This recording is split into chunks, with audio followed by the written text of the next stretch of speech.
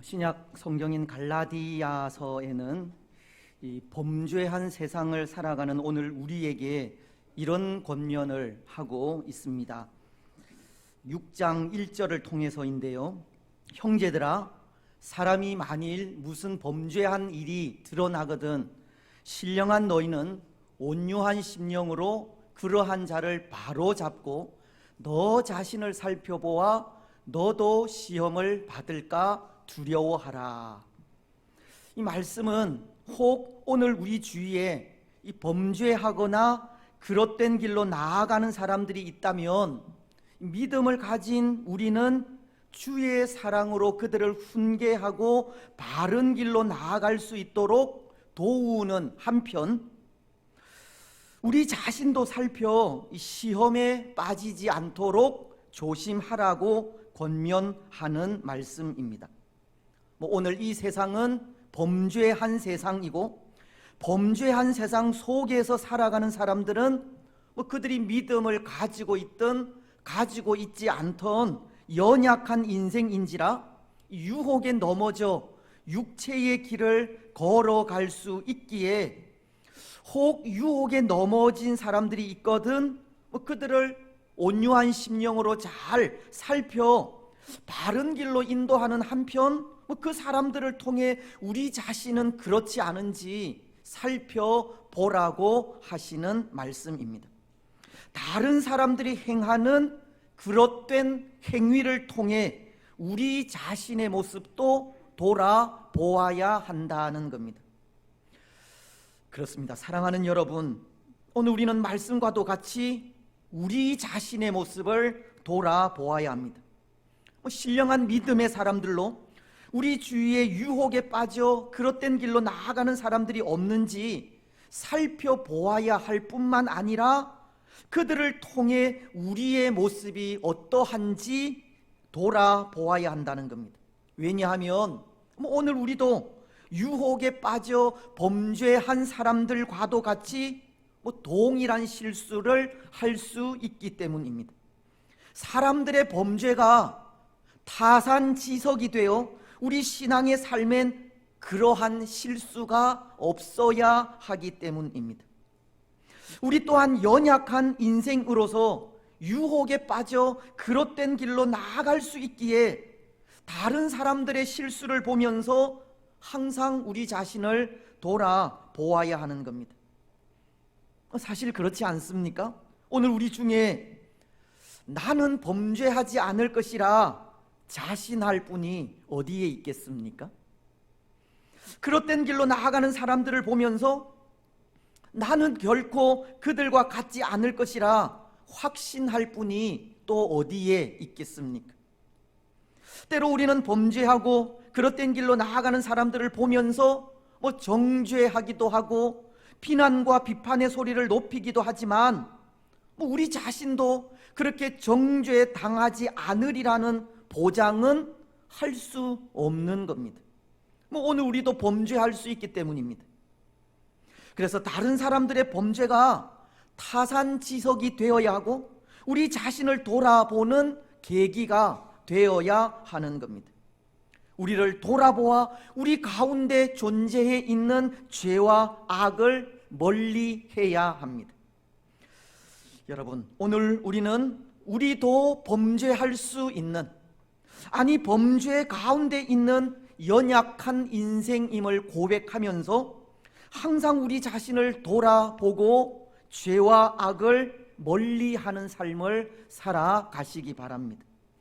다른 사람들의 죄악을 바라보면서 정죄하고 비난하며 비판만 할 것이 아니라 동일하게 우리 속에 있는 부패한 심성도 보시기를 바랍니다. 때로 다른 사람들의 실수와 범죄엔 온유한 심령으로 권고도 하면서 우리 자신의 죄악에는 이 가슴을 치는 회개의 모습으로 나아가시기 바랍니다. 그래서 범죄한 세상 속에 죄를 멀리하고 악과 싸워 이겨가는 우리들이 되시기를 바랍니다.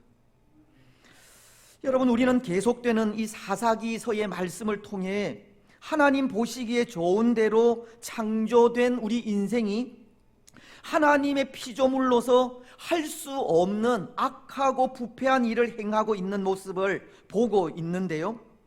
지지난 주일을 생각한 말씀을 통해 이 남자가 남자와 더불어 행음하려 하는 이 동성연애의 장면을 볼 수 있었기 때문입니다.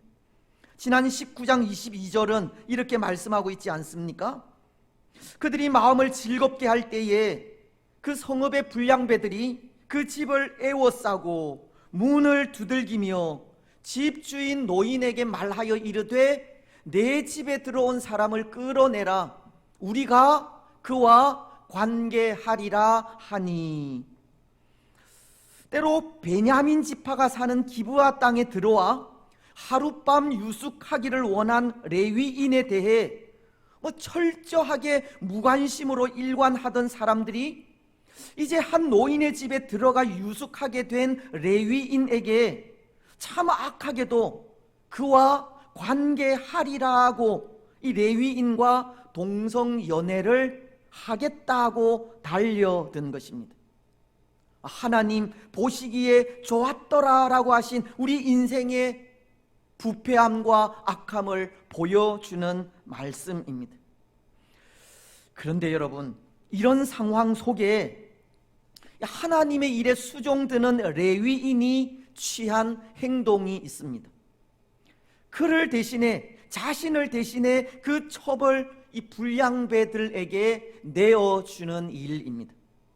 25절 상반절이 그것을 말씀하고 있습니다.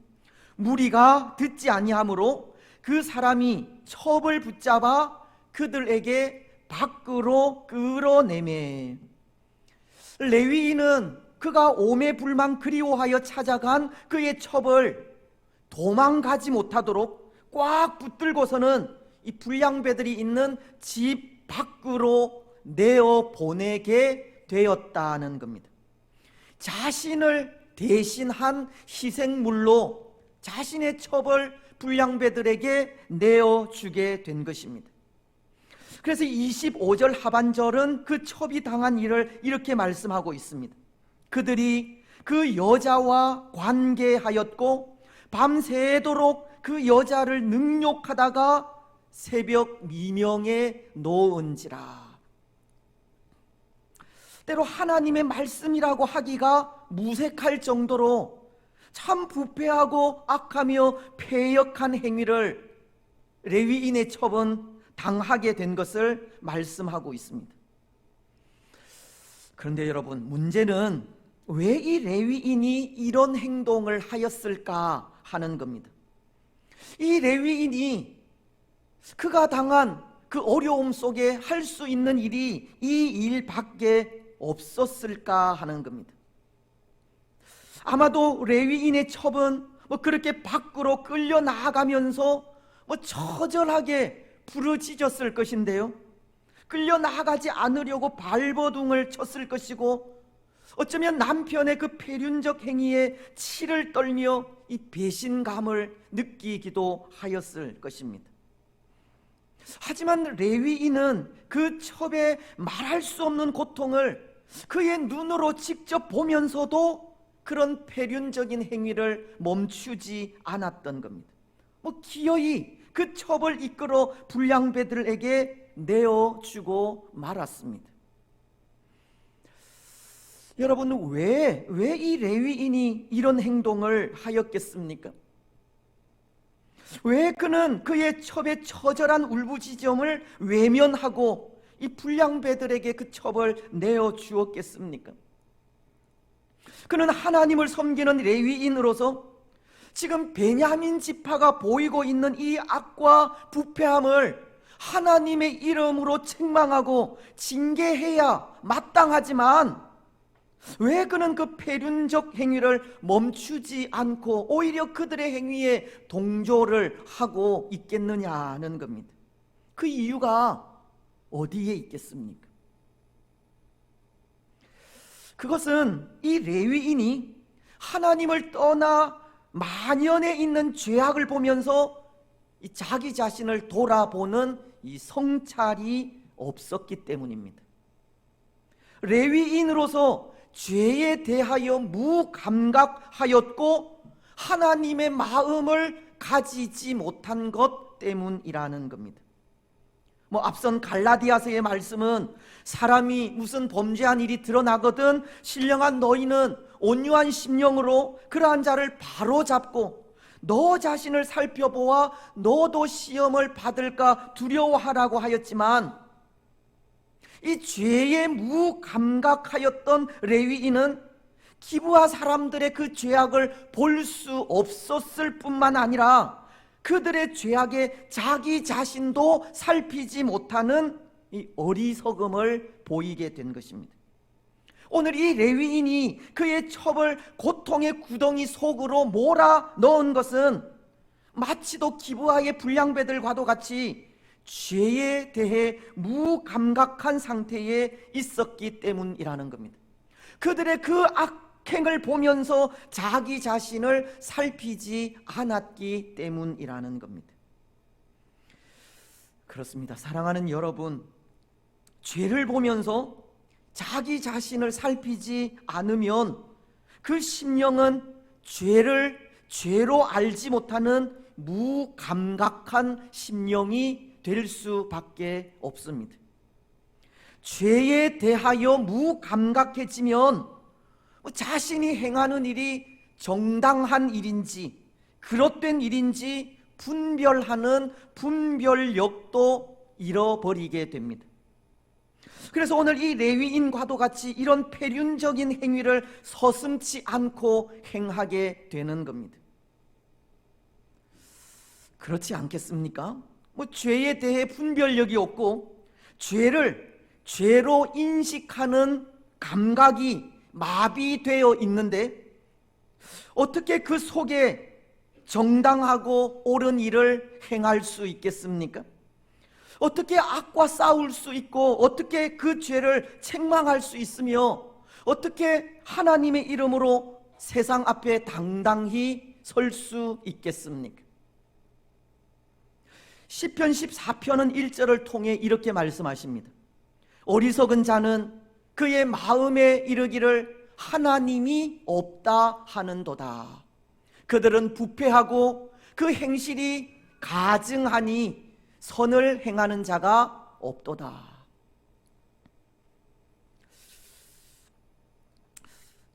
여기 이 어리석은 자라고 하는 말은 이 다윗의 아내가 된 이 아비가일의 남편의 이름과도 동일한 이 나발이라는 단어로 이 영적으로나 정서적으로 이 분별력이 이 부족한 것을 의미하는 단어입니다. 사실 아비가일의 남편이던 나발이 하나님의 심판을 받아 죽게 된 것이 이 사울에 의해 도망 다니는 다윗의 모습만을 보고 이 잘못된 분별을 한 것 때문이지 않습니까?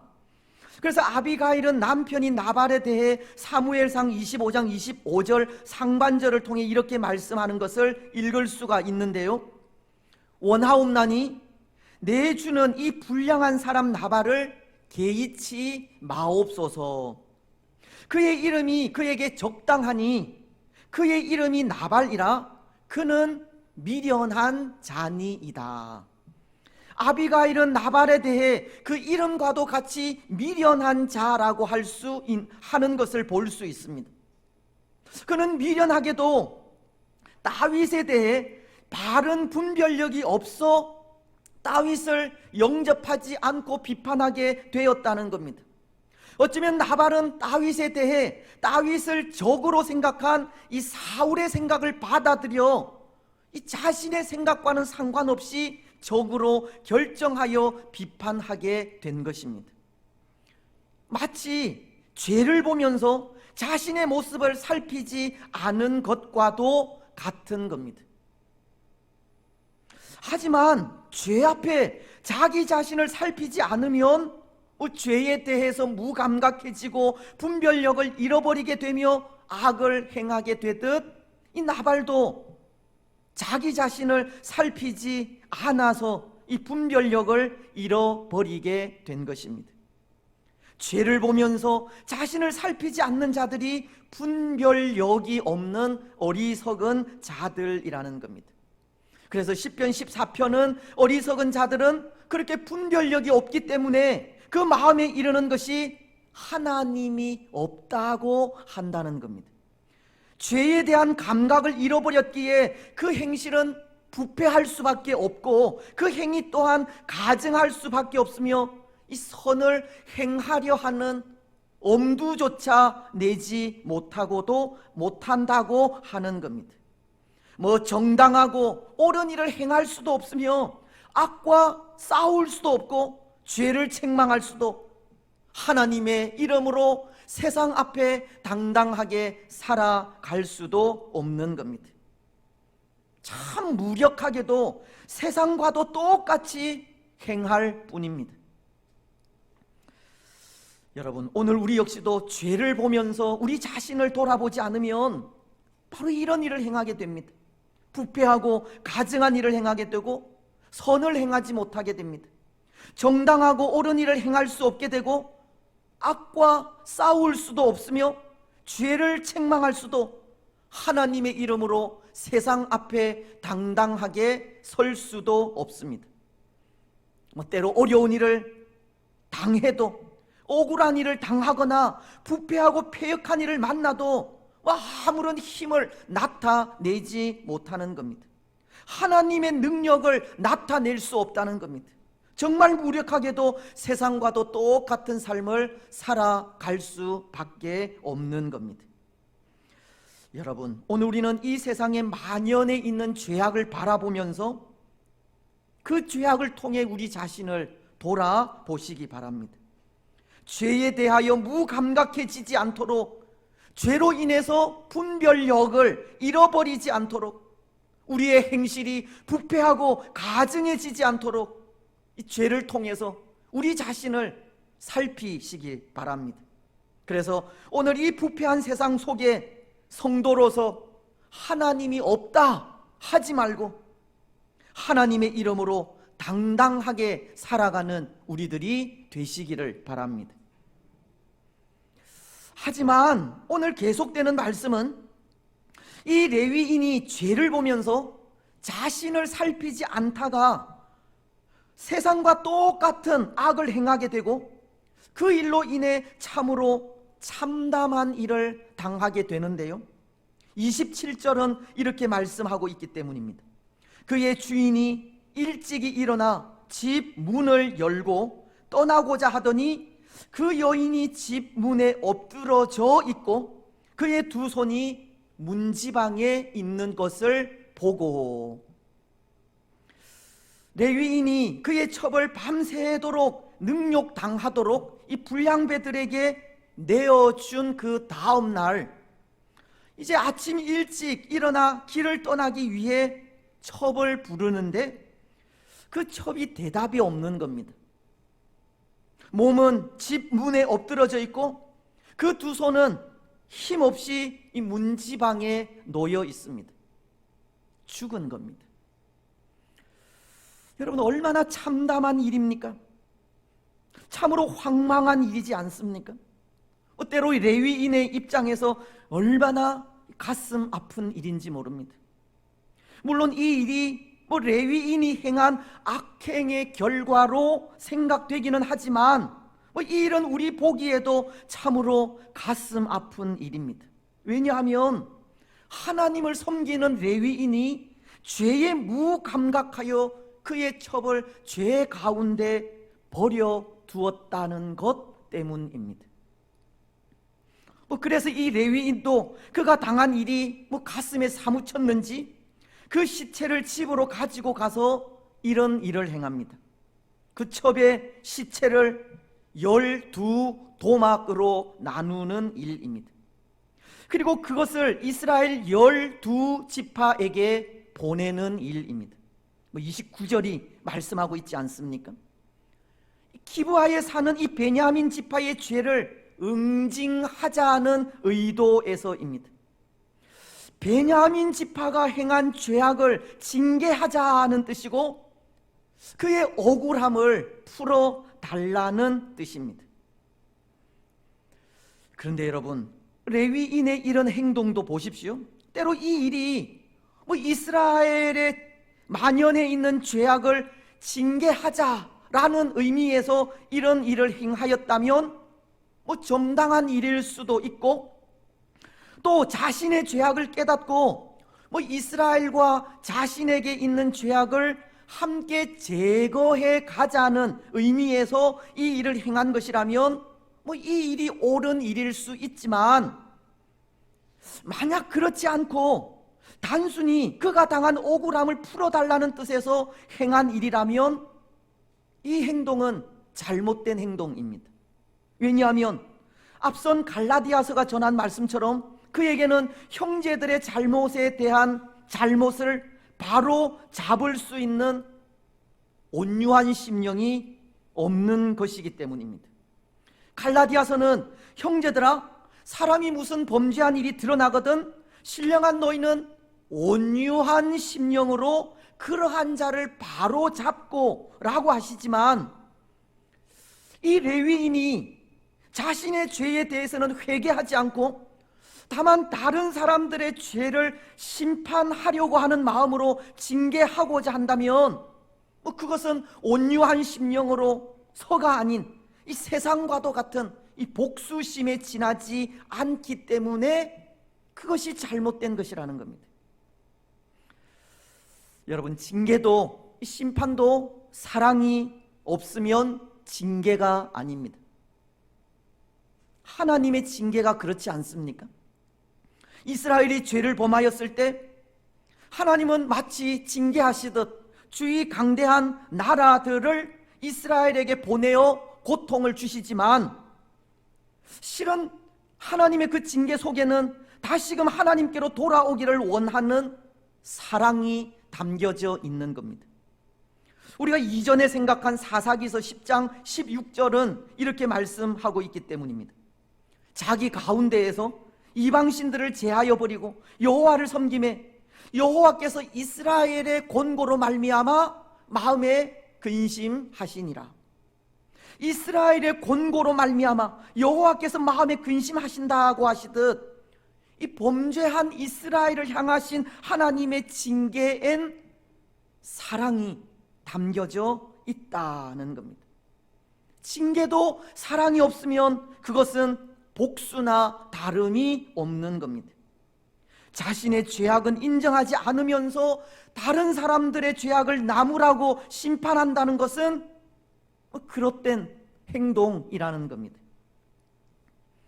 오늘 우리는 다른 사람들의 죄와 함께 우리 자신의 죄를 볼 줄 알아야 하고, 또 우리 가운데 만연해 있는 죄악을 제거하기 위해 사랑으로 징계하고 나무라며 나아가야지, 그렇지 않다면 그 심판은 징계가 아니라 복수가 되는 겁니다. 오늘 우리는 이 땅 위에서 일어나는 여러 가지 죄악을 보면서 우리 자신의 죄악도 함께 보아야 하고, 그 죄를 제거하려는 이 거룩한 마음을 가지고 온유한 심령으로 그 모든 죄악을 징계하고 심판하며 나아가야 하는 것입니다. 그래야 그곳에 온전함이 있고 새로움이 넘치며 변화의 물결이 일어나게 되는 겁니다. 온유함으로 행하게 되는 심판을 통해 거룩한 하나님의 나라가 이 땅 위에 세워지게 된다는 것입니다. 사랑하는 여러분, 오늘 우리는 함부로 이 땅의 죄악을 징계하려 하지 마시기 바랍니다.